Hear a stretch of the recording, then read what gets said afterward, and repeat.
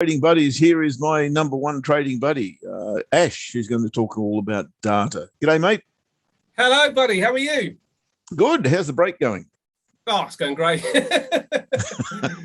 Absolutely loving it.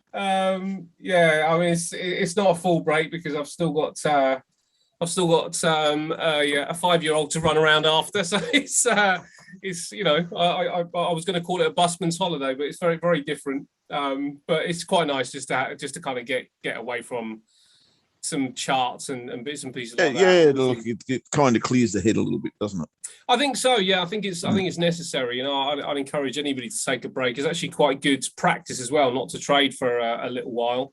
The way the markets are going, of course, I'm staying up to date with the markets, but the way the markets are going, very interesting. Although, the S&P is on a bit of a tear, the FTSE started to break out to the upside, but volumes are very, very light. And it kind of brings me quite nicely to what I want to talk about today, which is the yen most specifically. Let me just make sure that you got my screen.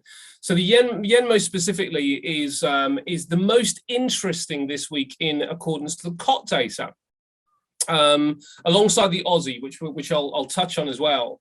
But when we look at the yen here, we can see that the short-term indicators, the 6-month index, the 18-month index, are both north of the 80% level that I like to see if I'm thinking of looking more as a bullish stance rather than a bearish stance. So it's quite the way north. The 6-month is at 93%, the 18-month is at 95%.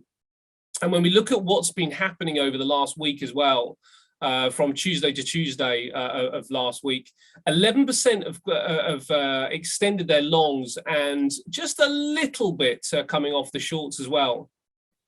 This is the only fly in the ointment, the fact that the 36-month index is only at 74%. I'd like to see that at 80%. Before I would say you've got a green light really now to say that the COT data is fully in alignment and is ready to start to trust that little bit more. I'd really want to see that pushed at 80%. When we start dipping below even 79%, it's just not extreme enough really to kind of say, okay, now's the time. But what is interesting is as we edge towards that September-October timeframe, when most of the big funds and the traders sit back down at their desk after the summer, what could possibly happen to the stock market? Now, I'm interested to hear what Gordon's got to say. But my personal opinion is that that September and October, it could provide some relatively choppy waters. Now, I'm not saying that we're going to get a market to crash. We may well get that correction that we've been waiting for, though. The S&P valuations are way overblown. And the one reason that I can find for people to continue to buy into the stock market is that there's really nowhere else to put your money. Cryptocurrencies aside, but for the general kind of investor, there's nowhere else that you're going to earn, anything like what the stock market's returns are, even though they are diminishing significantly by the week. So the yen starts to become really interesting. Now, the yen also has got a seasonal period where we would suggest a long as well. We've just seen the end of the first week of August, where we would tend to put in a little bit of a bottom before we really start to surge forward. But look, when it really starts to surge, it's around about the 10th day of September. So let's call it between the first and second week of September. We really start to see that surge. Now, that may well line up with my philosophy or my opinion that the stock market is likely to maybe hit a bit of a brick wall during that September time period. And that may also line up quite nicely with pushing this up to the extra 6% into that 80% significant value. So really for right now, the overall indication is that we could still be a little bit range bound. But there may well be some positions building into the Japanese yen. The Australian dollar is also very interesting. Now, you can see that something is happening here with the Australian dollar. 6-month at 100%, 98% on the 18-month, and only 75% on the 36-month, so 5% short of that. The shorts have diminished by 21%. Longs just picking up by 5%.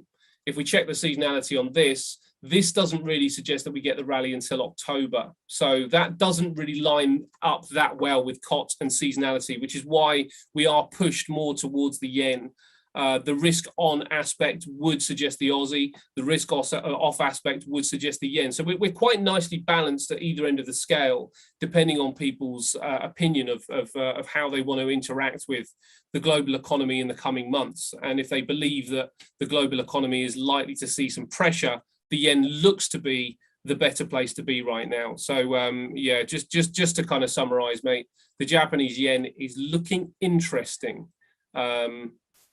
Fundamental data actually for next week isn't really focused on the yen, but there is a lot of focus on the dollar, and finding out what those policy minutes are next week, I think also could be quite interesting, and possibly we might see some easing back in dollar positions, which could push us again towards another currency. So the yen looks like the winning one, mate, possibly with the Aussie second.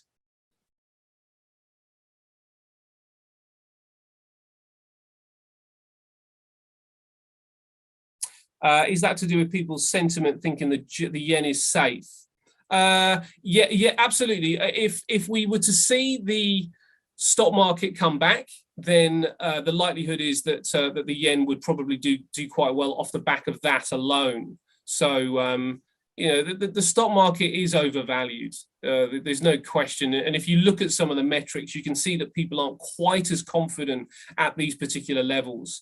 So it's time to be very cautious on the upside of the stock market without diving into the downside, without really quite a lot of wiggle room. You know, I'm not saying don't go short, but if you're going to go short, you're going to need a lot of wiggle room at this stage because the timing doesn't look to be lined up just yet, Helen. So I like your sign, Ainslie. Oh, that's because... What do you mean? My sign. I don't have trading buddies. I have gold. Oh, I like it. It's nice. It's even got a different colour. Oh, a little bit of bling about it. Yeah, a bit of Ainsley about it. Not very nice. Yeah, it's not black. Oil's black, but we won't talk about black, will we? No. Well, we We won't not. talk about that. You guys just have a little chat between yourselves. That's fantastic. Welcome back. Geoff. Sorry, host. How are you? Look, to be frank, I just lost my control panel, which I was busily looking to find, but carry on. We're now changing from the UK back to Australia and going back into lockdown. Ainsley, I know it's just 54 days in, but you've still got hair. That's interesting. Ash, thanks, mate. I'll catch up with you during the week, perhaps. No problem, mate. Just on the because of the COT data is pointing towards the Aussie. Can I find out when is the lockdown in Australia likely to be lifted? Are you serious? Oh, we're not talking about yesterday.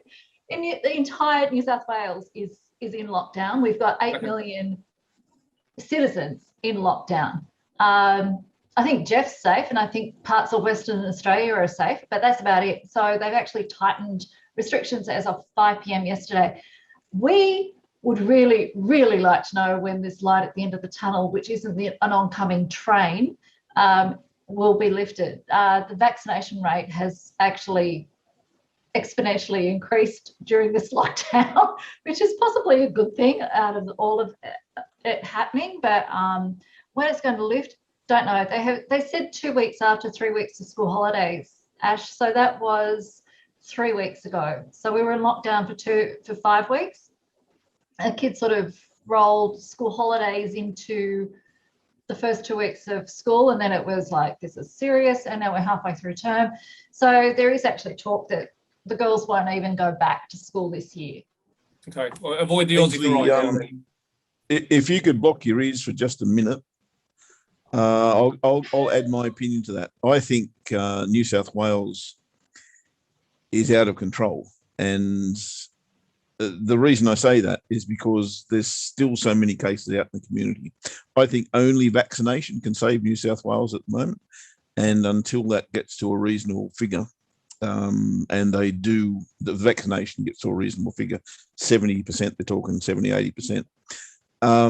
I think New South Wales has got real big problems. Yeah, we're screwed basically.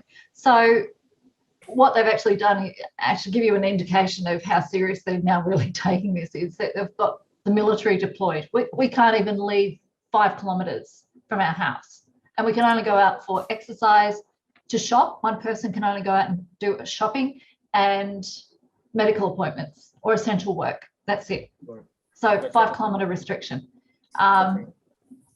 It's a bit tough. It's tough going, knowing that you are so limited, but the vaccination is really important, and the fact that we still have so many people, and this is why they've deployed the military now, because we're told every day we're told, stay at home, don't go and socialize, this Delta variant is just wicked. It is just highly transmissible, and every day they've got 50, 60 people that they can trace, they contact trace. We've got a really good contact tracing system.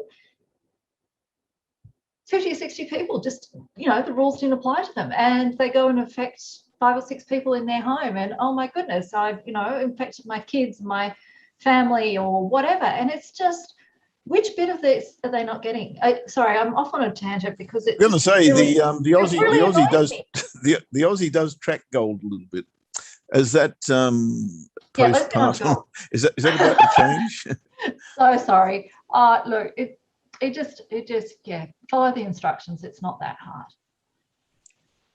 Thanks for the update. I mean, it was just a really sort of it's just extra help actually to know which currency pair would be a better one. So it looks like the yen. Point to the yen. I'm actually going to refute all of that when I do my analysis. So someone's going to be right. So Ash just asked a really simple question, and then I just went, Burko. Never mind. This is what staring at